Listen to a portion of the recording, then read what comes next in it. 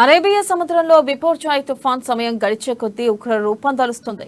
ఇది అతి పెను తుఫానుగా మారనున్నట్లు భారత వాతావరణ శాఖ హెచ్చరించింది. తూర్పు మధ్య అరేబియా తీరంలో ఇది ప్రస్తుతం కేంద్రీకృతమైందని పేర్కొంది. గంటకు 5 కిలోమీటర్ల వేగంతో ఈ తుఫాను ఉత్తర దిశగా కదులుతున్నట్లు చెబుతున్నారు.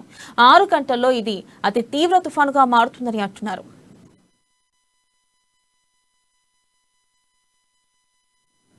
ఇక భారత్లోని కొన్ని ప్రాంతాల వద్ద తుఫాన్ తీరాన్ని తాకవచ్చని అంచనా వేస్తున్నారు. సుమారు జూన్ 15న తీరాన్ని చేరుతుందని చెబుతున్నారు.